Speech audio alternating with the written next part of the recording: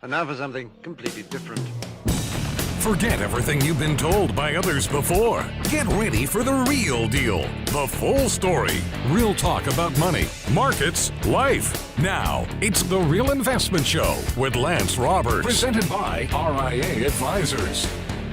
And good morning and welcome to the show. Of course, it is Wednesday. It's the Hump Day edition of The Real Investment Show. It's also Q&A day. Danny Ratliff joining me this morning to answer all of your questions in chat. So join us on YouTube this morning and, type in your questions and we'll certainly try to get through them. Danny's going to be monitoring those here as we kind of get the show started.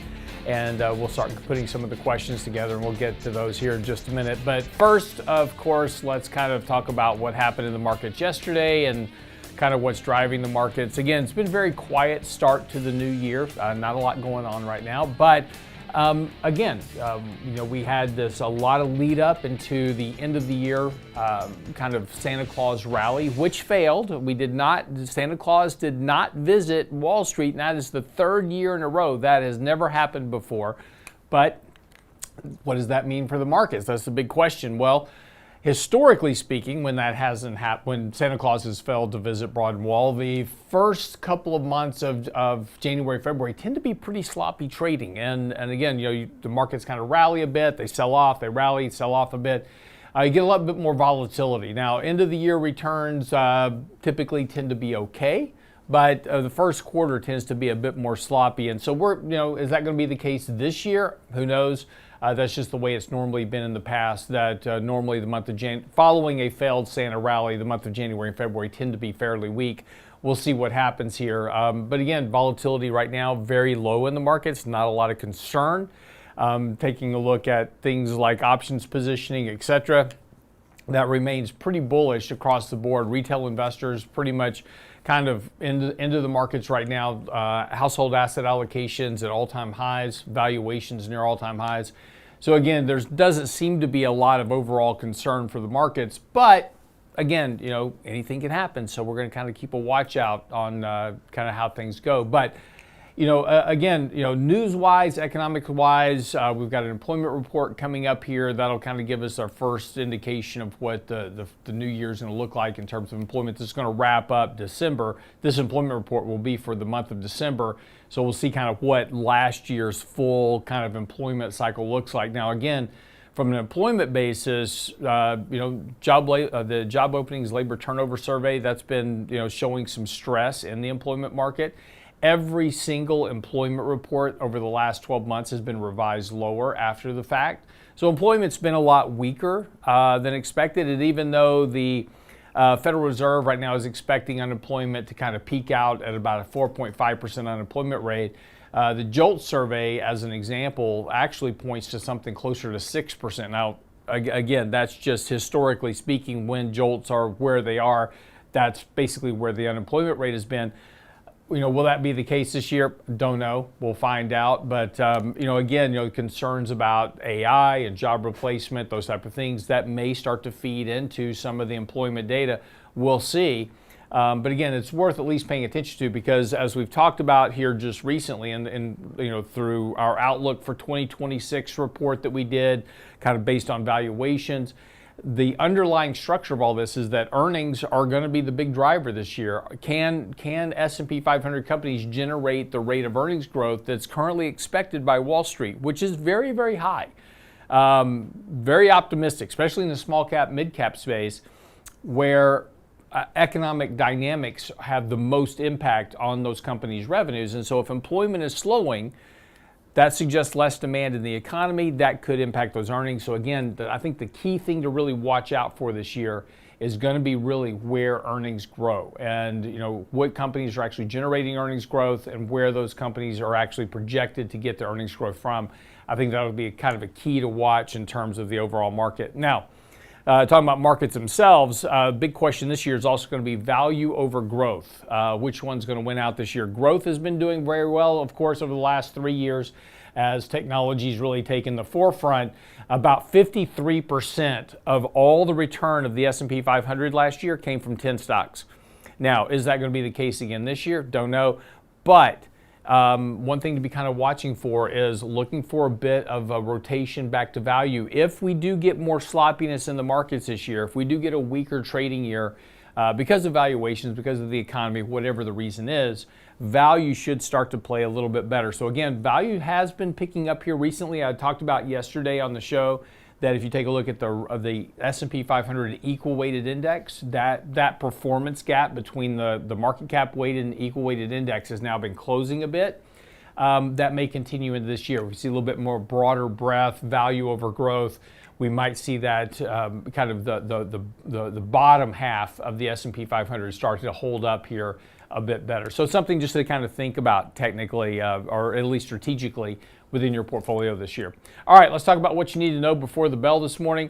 Yesterday, besides all of that, markets hit an all-time high yesterday. So, the market's been doing just fine here. We came down, kind of retested the 20-day moving average, bounced off of that nicely. Market set an all-time high yesterday on a closing basis. Now, on an intraday basis, we actually matched where we were about 7 days ago. So again, on an intraday basis, we're at the all-time high. On a closing basis, we set an all-time high yesterday. Back on a momentum buy signal here, relative strength improving. Again, not much here to be overly concerned about near term. But again, this market continues to do what it wants to do. Now, this morning, we're looking to open just a tad weaker. S&P's down about 4 points right now, but not surprising. It was a big move yesterday. The Dow Jones starting to approach 50,000. That's a big round psychological number for the Dow. That's kind of pulling the Dow up right now as well. Yields on 10-year treasuries dropping this morning as well. So we're starting to see a little bit of a relaxation in kind of this recent pop in yields. But again, that little recent rise in yields was not surprising. Bonds had gotten very overbought. So again, a bit of a reversal here wasn't surprising. But yields are kind of back up to where they should start to actually stabilize. Bonds getting a bit oversold here on a weekly basis.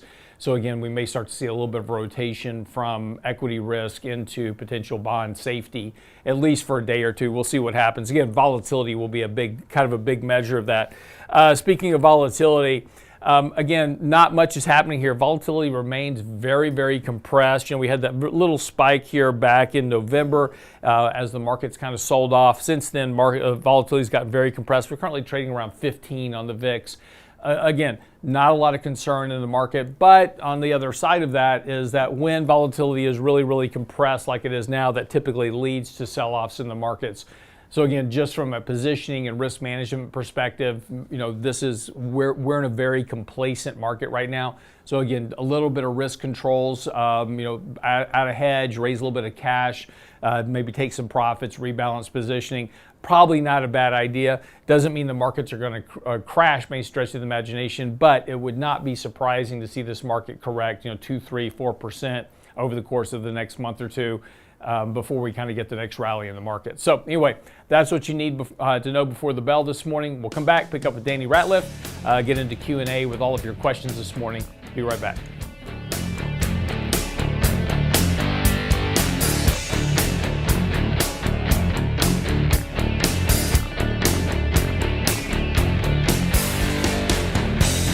Real Investment Show podcasts are now available on iTunes. Listen anyplace, anytime at iTunes.com. What's the future of investing in 2026? Gain insights on how AI, technology, and the economy will shape your money in the year ahead at the RIA Economics Summit, January 17th at the Royal Sonesta Houston Galleria. Join Lance Roberts, Michael Leibowitz, and Thoughtful Money's Adam Taggart, plus top minds in AI, crypto, and retirement strategy for a powerful look at the markets of tomorrow. Seats are limited. Register now at realinvestmentadvice.com. realinvestmentadvice.com. You're listening to The Real Investment Show. All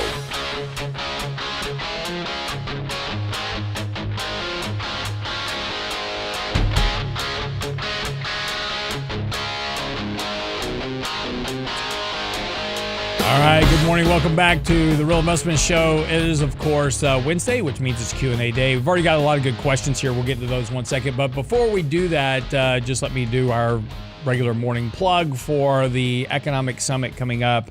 It's not this Saturday, but it's next Saturday. It's right around the corner. So if you haven't gotten your tickets yet, we have a few left. The room's not huge, so we don't have room for a whole bunch of people. But again, we've got a few tickets left. If you're interested in coming, love to have you. We're talking about everything about investing in 2026. We're going to talk about market dynamics. We're going to talk about valuations. We're going to talk about the potential to avoid the next crash when it comes.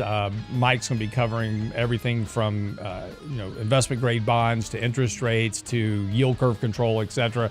So a lot of stuff. We're going to cover a lot of topics during the course of that. Of course, have live Q&A as well. Adam Taggart will be there to handle that. So it'll be a lot of fun. But get your tickets now online at realinvestmentadvice.com. Just click the link at the top of the page. Get your ticket. Love to see you there. It'll be a lot of fun. All right, Danny, real quick. So let's get into some questions. How are you, by the way? Happy New Year. I'm doing great. Haven't seen you since last year. Oh, man. It seems like yesterday. It does. Did you have fun with over the holidays, kids? We did, yeah. I mean, interesting, holidays are kind of a busy time of year for us because people are off work and, trying to get year-end, last-minute things done. Sure. But, yeah, we did. We took a little time and traveled to Arkansas and Missouri. Awesome. We're trying to check all 50 states with the kids. But, it's like a quick trip. Drove, came right back, spent 2 days. Y'all drove there? Yeah, we did. The old-fashioned road trip. We're the way we did we're it big back on in the that. day. I like We're it. big on that. No screens, no devices. This is awesome. Wait till you go to Montana. Well, we will not be driving to Montana. We drove when I was growing up. We drove to Montana. Did you? Actually, we drove all the way into Canada to go fishing because my dad loved to fish. So we actually drove all the way from Houston, actually Lake Jackson, through New Mexico, Colorado, up through Idaho into Montana, then finally up to Lake McDonald in Canada. So, but yeah, that's a very long road trip. But thank God, Stuckey's kept us. Howard Johnson's kept the road trip alive right there. How many days did it take you to get up there? Oh gosh, it was a 2-week trip. Oh man. Yeah. Because my mom was always the navigator, which means lots of scenic tours. Yeah. So, and a very frustrated father. Yeah. lots of threats to pull this car over right now. I just want to get there. Nope, I get it. Yeah. Anyway, those were the days. Anyway, all right, let's get to some questions. I'm glad you had a good holiday. Thank you. Glad you're back. Happy New Year. Happy New Year. All right, let's get into some questions. What you got?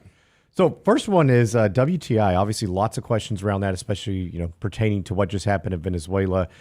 Do we think we're close to bottoming out, or do you think we potentially drag down a bit? I know there's a lot of thoughts on that right now. Well, okay. So first of all, let's just talk about Venezuela really quick, because Venezuela has more proven oil reserves than Saudi Arabia. So everybody's like, oh my gosh, this is, that's a lot of oil. But they only produce out of those reserves about 0.8% of total global oil production. So they don't even move the needle in terms of that. However, oil prices are a function of supply and demand.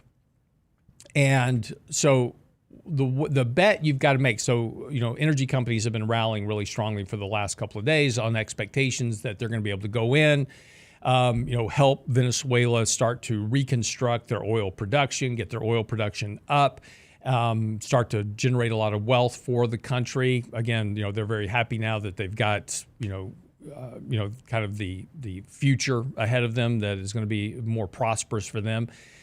That's good for Venezuela. That's great for Venezuela, but that would potentially bring a lot more oil production online, which would potentially suppress oil prices, right? So, again, the question becomes: do we get too much supply of oil in the market, and does that suppress supply of oil? Now, just technically on a short-term basis, oil is pretty oversold.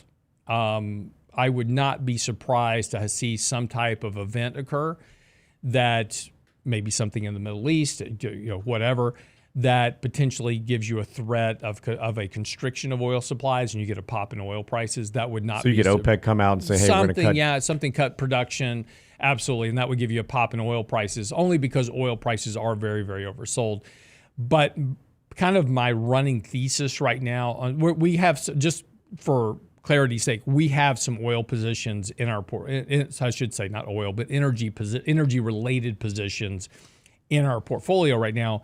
But those energy-related positions are more attached to AI power generation than they are oil production specifically, because I think oil prices have a bigger risk of going into the 40s than the 80s over the course of this year, just on a risk basis, right? I think there's a potential risk there that we see lower oil prices over the next 12 to 18 months versus higher oil prices. Again, complete guess, right? Just, you don't know what's going to happen.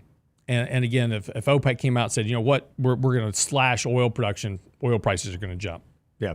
So do you think that's a function of economic activity, more or less? Yeah. So you think a slowdown?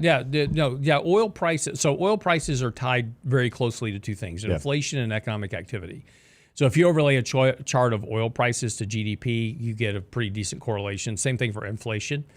You get a pretty decent correlation with that. Because oil is used in everything, right? Yeah. It's everything that we use, produce, consume, whatever. Oil's involved in that.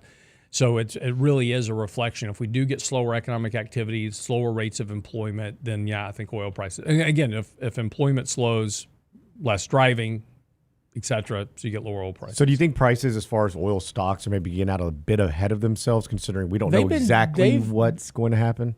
Well, energy stocks have been detached from. So if you go back and look at XLE as an example and overlay XLE to WTI crude, they used to have a super high correlation. I mean, they would almost match each other point for point, up and down. Over the last couple of years, they've been very detached from each other.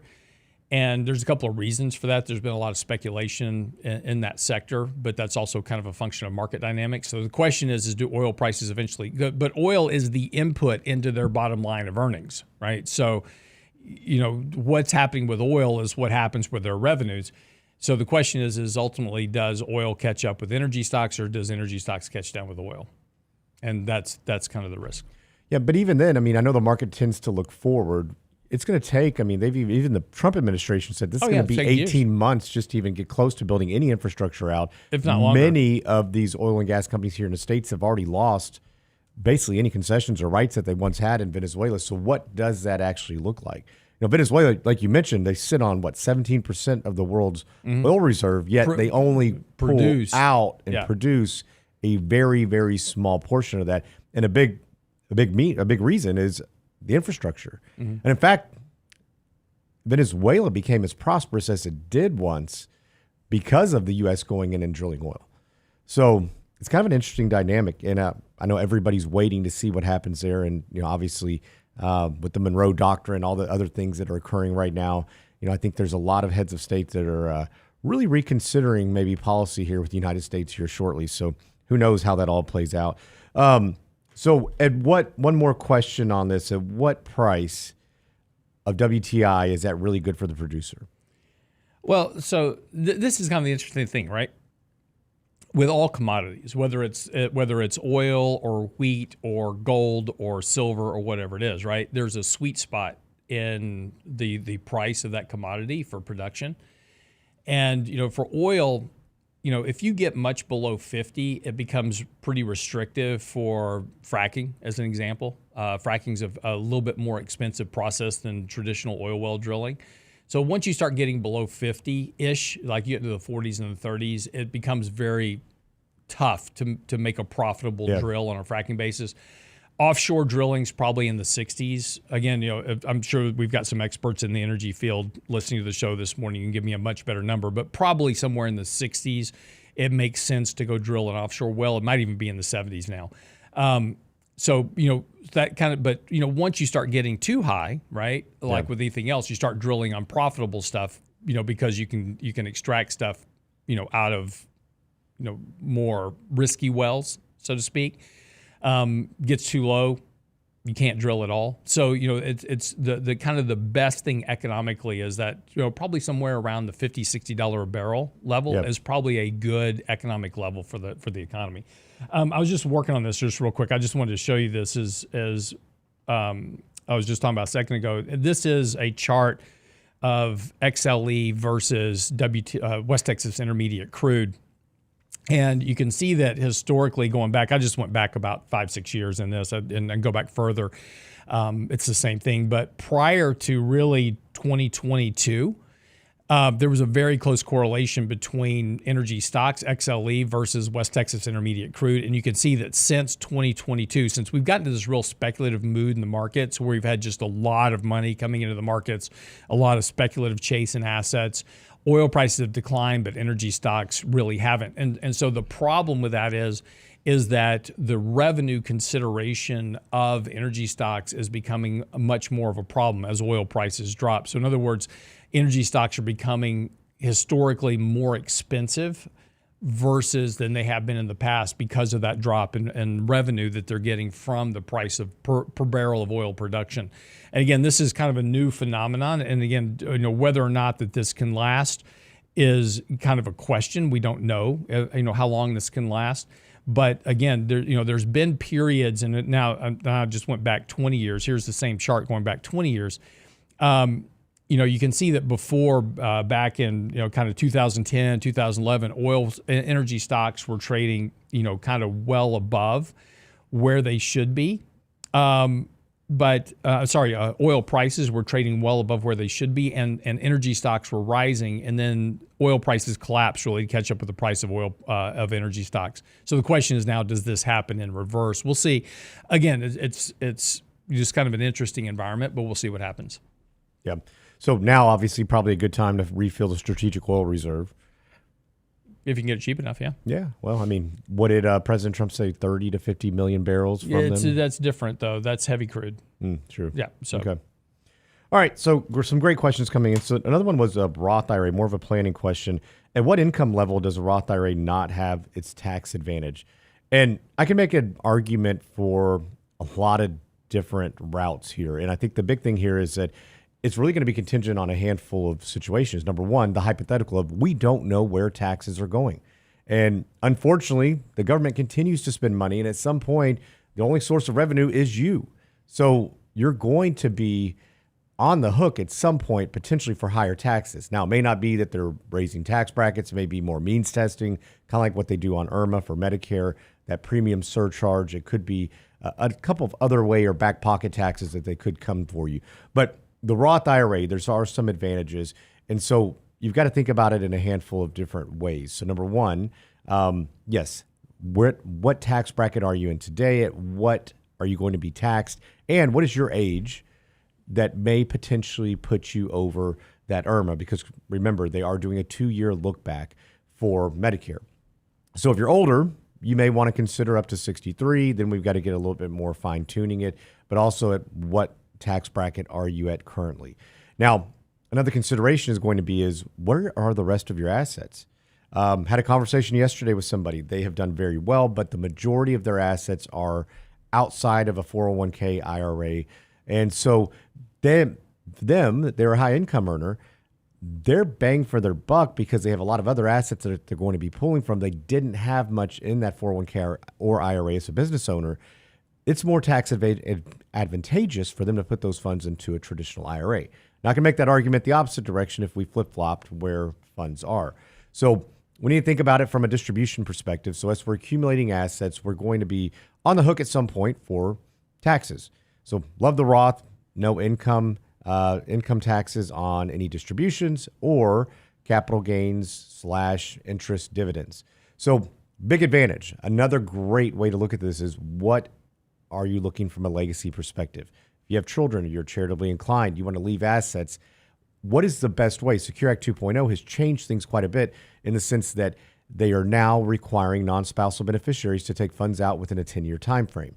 If your kids are high income earners, if you may be in a sweet spot, but they're likely going to be in a much higher tax bracket when you pass, and once again, that hypothetical that we just don't know where taxes will be, it may be advantageous for you to go ahead and utilize the Roth IRA, put funds there and use that more as a legacy tool.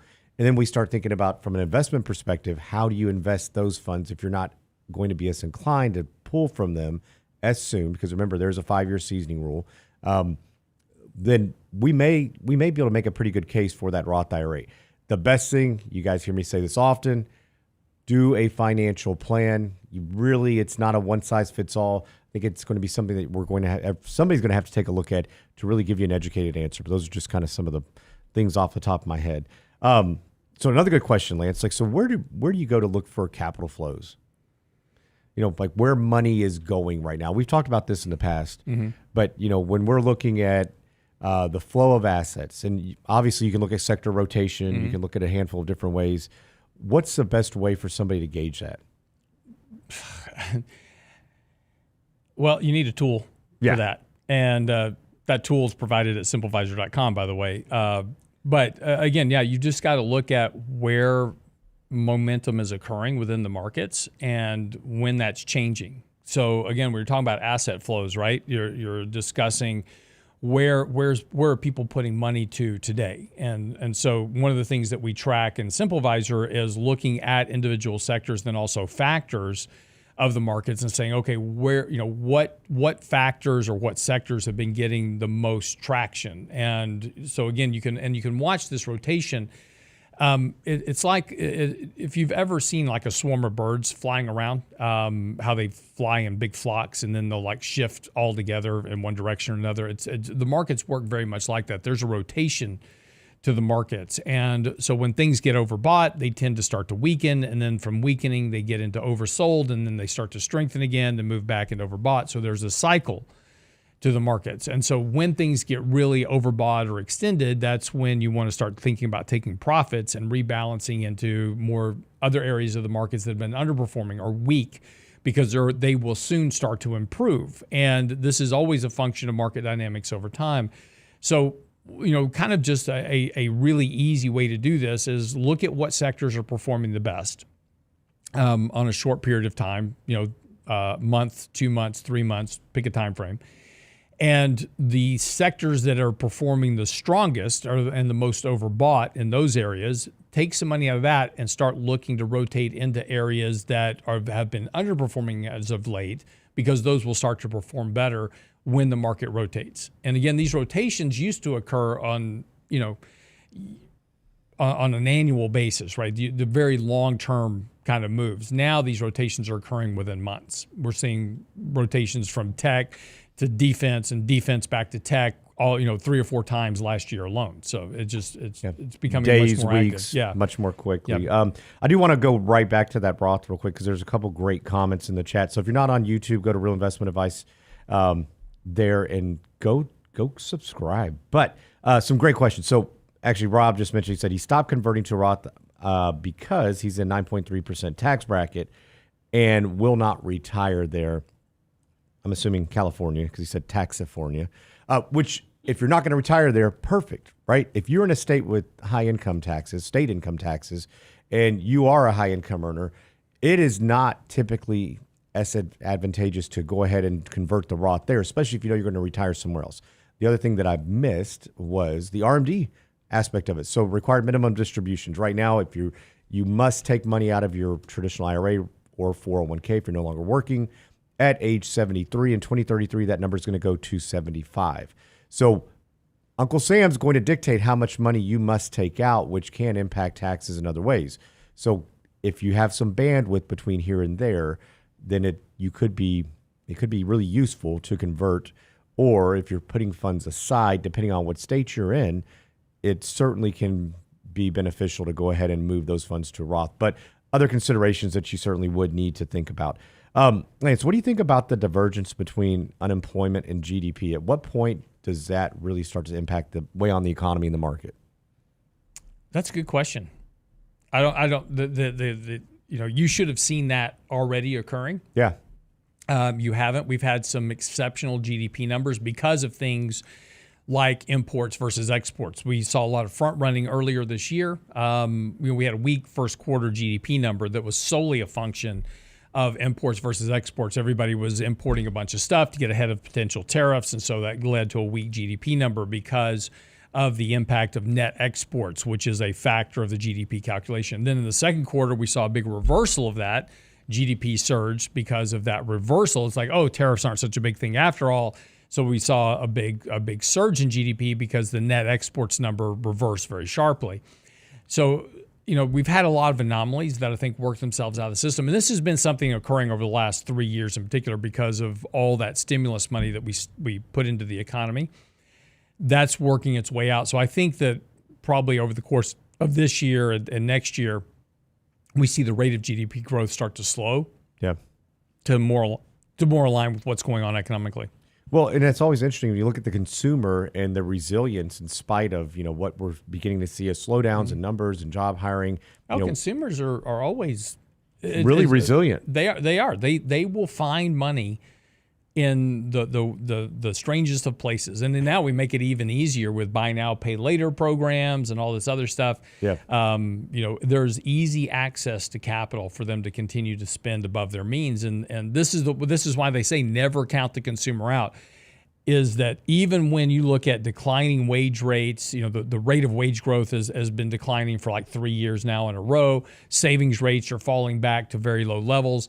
It's amazing because consumers can find more credit, more buy now, pay laters, more access to, financing of some sort to get, because again, businesses are happy to say, hey, come in, we'll give you 0% down for 12 months and then 19% interest after that. People will take advantage of that. But traditional financing, we've seen decline rates increase. We've seen for the last 2 years, consumers have held all-time record levels of debt. Yeah. And at some point, I keep thinking we're going to run out of room here. The runway is going to end. But when? Because of all the creative ways you just mentioned. Exactly. And the crazy thing about some of those don't even show up on a credit report. That's right.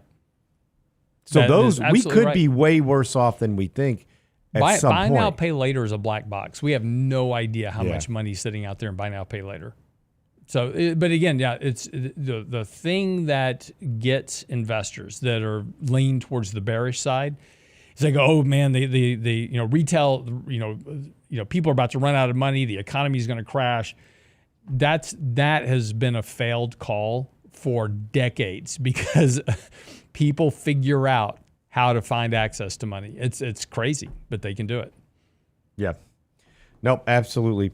So a couple other good questions came in. Let's see here. Sorry, we got in the weeds on that one. So here's a good one. So recommendations for a 60-40 allocation when the vast majority of your investments are all in a 457/401k and you only have access to bond funds and not actual bonds.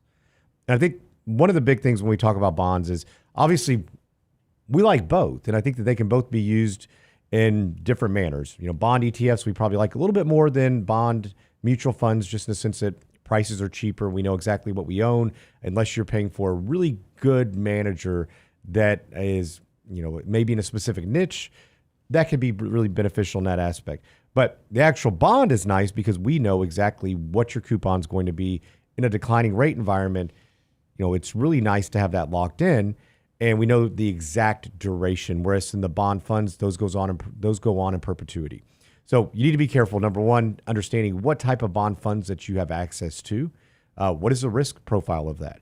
What is the duration? I think that's going to be really important. And the coupon obviously is going to be changing because as they go on in perpetuity, we always have something maturing. They're always buying something new. So if we are truly in a rate environment where rates are declining in earnest, then you're likely going to see some appreciation because of the duration, but you're also going to see a drop in that yield. So be considerate of that. And then obviously if we're getting long in the tooth here economically, and if we do see things slow down further, we probably want to be in higher credit? Yeah. Higher credit quality, for sure. So, and again, two things too is that, you're talking about ETFs. ETFs are fine, right? They're not ideal for a portfolio. And again, this is one of the big mistakes that people make about looking at bonds. They look at, bonds have underperformed last year, because interest rates went up. Well, yeah, that's what happens when interest rates go up, prices go down. But the problem with owning an ETF is that you are solely struck to the price of fixed income because, like Danny said, you're constantly, adding bonds to the TLT, ETF as an example. You're constantly adding new bonds. As the bonds matures, they just add a new bond. The TLT never matures. So you never have that guarantee of principal at the end of the day where you get all your money back regardless of the price. So, if you're building a portfolio. But they can be a useful tool. No, let me finish. I'm getting there, right? But there's a difference, right? So if you own the actual 10-year Treasury bond, and so if you're building a portfolio for income and safety and lower volatility and want to preserve capital through retirement, use the individual Treasury bonds. If you don't have access to bonds and you only have access to TLT as an example, or a bond fund, say it's in your 401k plan, you have to trade the price. So when prices get oversold, you've got to you add to your bond fund. When prices get overbought, you have to treat it almost like an equity. Now, it's just a function of how the instruments work. So you just have to think about how it positions within your portfolio. Again, there's nothing wrong with bond funds or bond ETFs at all. You just have to manage them a little bit differently in terms of managing your duration risk, those type of things. So, for example, in SimpleVisor, as an example in our portfolios there, we use bond ETFs because, again, if I bought individual bonds in that model, you would not be able to buy the same bond because that bond's not available to you right now, right? So you have to buy a different coupon, try to match the duration. It gets very complicated, very messy. It's easier just for us, for the model purposes, to use ETFs. So inventory is also always changing. Inventory is always changing. So there's a lot of factors that go into that. So the reason we use ETFs makes it simple. Everybody's clean. Everybody's got the same understanding of what's going on. But right now, we only have about 5% of our bond portfolio in long duration bonds. Everything else is super short. Right, it's in 1 to 3 year treasuries for the most part. A little bit of 5 to 7, but mostly 1 to 3. Yeah. So but primarily about 20% of the portfolio is very, very short duration, and so we'll adjust that duration as we start to see interest rates, kind of start to trend lower. We'll start to adjust that duration out longer. Now, the question is what does TLT look like really from here? And if Brent can bring this chart up for me, I just posted this chart yesterday. On my X account, there is a massive short position against TLT right now because of what's been happening over the last couple of years. Rates have gone up. Lots of nonsense narratives about debasing of the currency, failure of fiat. That's all complete nonsense. There's actually no factual truth to any of that.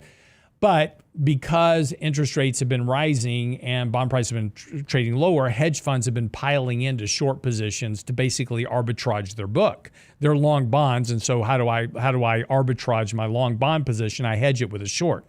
So there's a huge short position sitting on TLT right now. It's a very simple instrument to short. It's a great arbitrage against my book. So again, very easy to do. However, this provides a lot of fuel for a reversal. So at some point, whatever catalyst occurs that causes rates to drop, you've got a huge tailwind into TLT. I'm not saying go out and buy this today and load up your portfolio on it. Something definitely to watch here though. But if you start to break kind of this base that we've been building now for the last really kind of 2 years in TLT, break that base to the upside, that short position is going to have to start to cover, which is going to potentially provide a pretty big push higher. Yeah, and I think that, when we think about the two, you may not have the option to go out and buy that individual bond, especially if you're talking about a 401k or 457, 403b. So think about it also is what is the intent? So somebody who may want to buy the individual bonds thinking about, okay, I need this type of income for this long. I'm okay with price swings. I'm not real worried about it. Now you also may be a little bit more speculative on it and saying, hey, I think rates are going to decline. You can use TLT for that as well. Just remember, factor that duration in. The measure of duration is going to be the sensitivity to 1% change in interest rates. So you can utilize both in different ways. I think that the ETF would be fine, especially if you have an exit strategy and you're not just trying to say, hey, I need to make up a gap in income, then there's no problem with it. Right. Somebody also mentioned money market funds within there. They're typically called stable value, very similar in nature. Typically pay a tad bit more than money market. That is an option within that 403b or 457. The other caveat there is just understanding exactly what's in that portfolio. Sometimes there's very similar options. Sometimes there's not many at all. And so just dive in, take a look as far as what they own underneath the surface and credit quality, what types of instruments. Obviously, government bonds or agencies probably better than others. That spread is still pretty slim. Yeah, it is.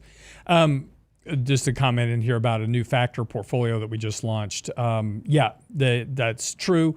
We were just talking about sector rotation here a few minutes ago, and one of the things that we've been working on for quite a while is a factor rotation model portfolio. And Nick Lane, who is one of our CFAs on staff on our investment team, has been modeling out a portfolio for well over a year now that rotates between value and growth. And so when this market rotation changes again, so as we talked about earlier, This is what sector rotation looks like right now in the markets. So, right now, staples, utilities, technology are pretty decently oversold.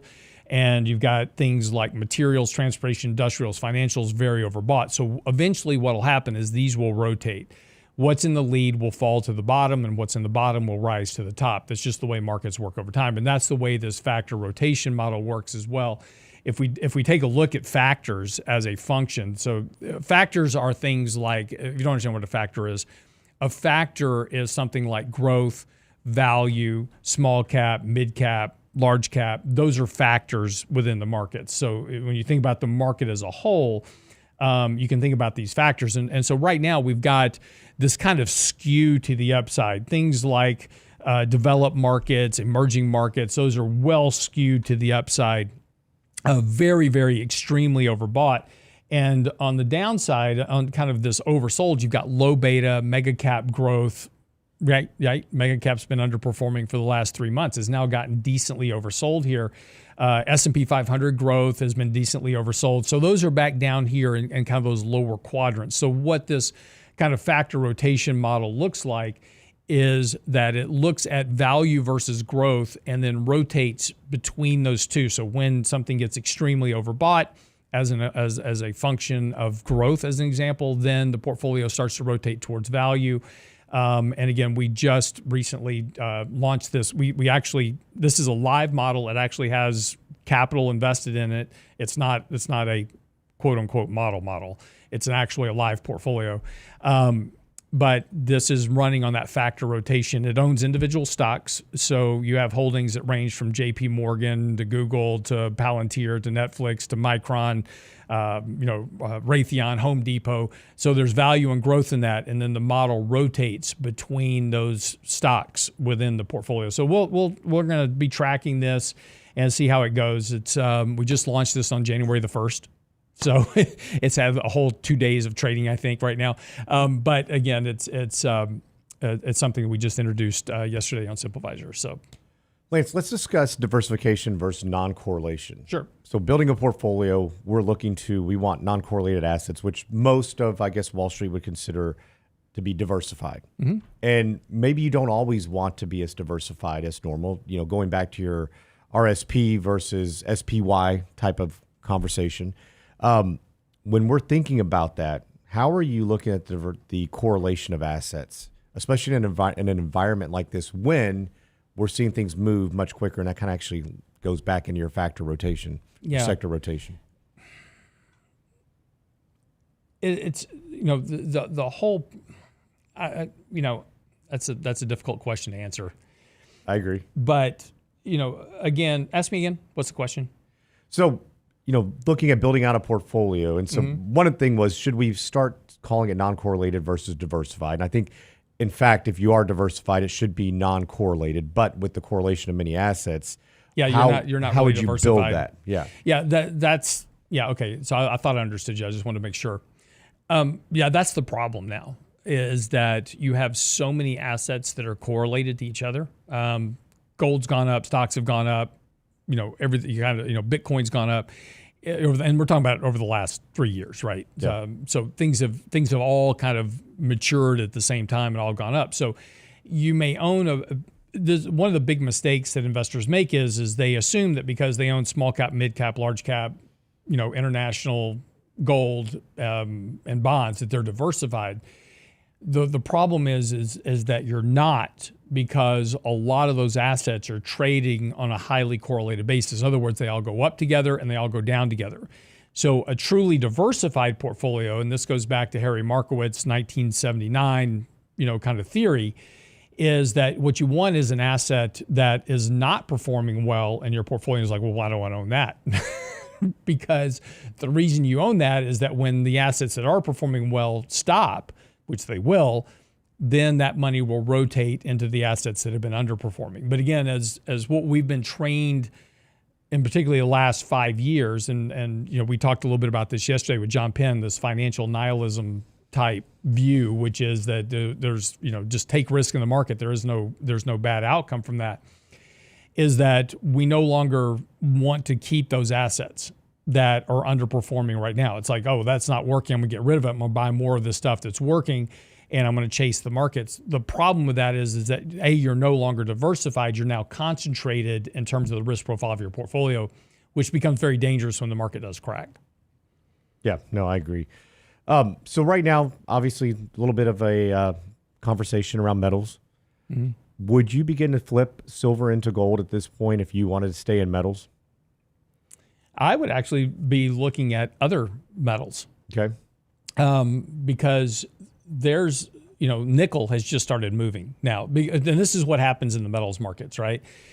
So gold takes off, everything else is dead, nothing's moving. And so all the speculators on the gold side then say, well, silver hasn't moved, so I'm going to start speculating in silver because it's going to move next. And so it starts to move, and so you get everybody piling into silver. And then when the silver runs, then everybody goes, well, what hasn't moved yet in the markets? And we start coming up with narratives for why those haven't moved. And so now we're all piling into nickel. So nickel's now moving. So if you want to stay in metals, look for the other metals that haven't moved yet because they'll start playing catch up. It's just the way the markets work. Yeah. No, absolutely.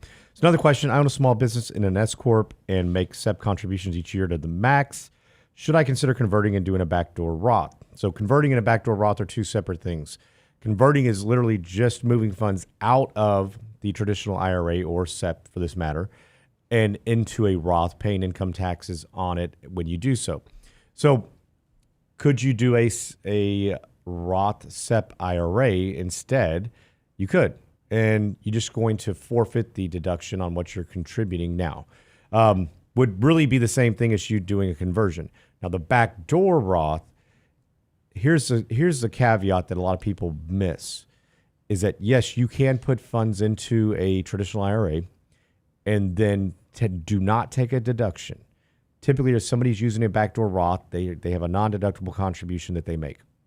Then they convert it to the Roth. So no tax consequences, should not be. Now, if you have funds in a traditional IRA already, there's going to be a pro rata rule. They're going to look at the amount you have in there compared to other assets, and there is going to actually be a taxable portion on that conversion if there are traditional IRA assets. So this can really work against us if we're not looking at this properly. So yes, you can do a backdoor. If you have funds in a SEP or traditional IRA, I would not typically do so if that amount is large. You may be better off just contributing to that SEP Roth. You have more flexibility with that than you do with just a Roth IRA where you have that income limitations. So consider all of those factors as you're trying to make a decision there.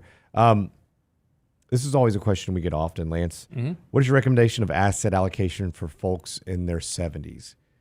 And I think, we get this with every age group and every demographic. Right. And I think that's always going to change. It's going to be based on a handful of factors. I mean, a number of them. What do you need? What is the return? What's your hurdle rate? What is it going to take for a successful portfolio or retirement? What does your portfolio need to perform? What's your legacy intent? We have some clients that want to spend their last dollar so they put a foot in the grave. We have others that have a large legacy aspiration for their kids. Those are all going to look different. And also market conditions. Mm-hmm. And this is where we're probably much different than most in the sense that we're not your traditional set it and forget it, modern portfolio theory, buy and hold. And so some of these questions are probably a little more difficult for us to answer. If you had another firm on or people that do what we do, you may get different answers because it's going to be more, here's this portfolio, look at it for the last 100 years, here's how it's reacted, versus we're going to take in market dynamics. Where's the economy going? And so it should shift over time based on what we're having to deal with. Now, more often than not, the market goes up, but especially considering or dependent on where you are in retirement, you may consider that, the first 2 years of retirement are crucial for good returns and not pulling too much out of it. First 10 years are also very important, but those first two because of the math of loss. So we need to back into that, understanding the risk tolerance, what is the purpose of the funds. I think you'll get to a much quicker answer if you know what that hurdle rate is. Yeah. One of the mistakes, real quick on this, and then we'll kind of start wrapping things up. But is that people make mistakes with allocation. So they get into their 70s and they're like, I need to be super conservative now. I'm in my 70s and I can't afford a 50% drawdown in the markets. That's true statements. You can't because you don't have time to make it up on the backside. But the problem is they go too conservative. And so they do like 20% stocks and 80% bonds. And the problem with that is that you need the stock allocation side of your portfolio to inflation adjust the income stream from your bond portfolio. So you've got to also be careful in every environment not to be overly conservative in your allocation, because that can also impair you because you're not getting the inflation adjustment that you need to manage your portfolio over time. So, and make sure that income stays up with what your spending needs are, those type of things, particularly if you're not in the, I'm going to spend every dollar into my grave, I want to leave an estate for my family. You need to make sure that you're adjusting for that inflation rate over time. Real quick question here. Are packaged food stocks ever coming back? I have no idea. That's a really great question. At some point, there's going to be a reversal into staples, and I think that you're going to see some really good opportunities in there. I like companies like Coca-Cola and Procter & Gamble, those type of stocks. I think they are fundamentally good, strong companies. And when you get a risk-off rotation in the markets, I think money will go there because of the dividend yields, et cetera. But again, just right now, particularly in the packaged food stocks, they have just been under extreme pressure. But an interesting company like Mondelez that makes Oreo cookies. Oreos are never going out of style, and people eat a lot of Oreos when they're depressed. So if we get into a recession, I think Mondelez will do great. But again, you may have to, if you're long a lot of packaged food stocks or just staples in general, you may be having to suffer with it for a little bit longer until we start to see some real kind of economic deterioration. I'm sure they have a very long shelf life. They do. Well, unless probably not in your house. Unless you have kids that leave the package open and then they go stale pretty quick. Very true. Yeah. So, but that's having the joy of having kids. I can't wait for Friday when they all go back to school. So, mine went back yesterday. Congratulations. Thank you. Yeah. All right, that wraps up the show for today. Thank y'all so much. We'll definitely do this next Wednesday. So if we didn't get to all of the questions today, we appreciate it very much. We'll definitely get to them next week. But again, thank you as always for joining the show and chiming in on the chat. It's always a lot of fun. Make sure and get your ticket for the upcoming Economic Summit. It's not this Saturday. It's the next Saturday. So it's a week and a half away. It's going to be a lot of fun, a lot of great information. Get your ticket now online. And we'd love to see you there, meet you in person. It'd be a lot of fun to see you there. So again, get your tickets online now, realinvestmentadvice.com. Just click the little link at the top. Go through Eventbrite. Very easy to get your ticket and signed up, and we'll see you there. So have a great day. We'll see you back here tomorrow with Michael Leibowitz. Talk all about the Fed, the markets, bonds, etc. We'll cover all that tomorrow with Michael Leibowitz. See you then.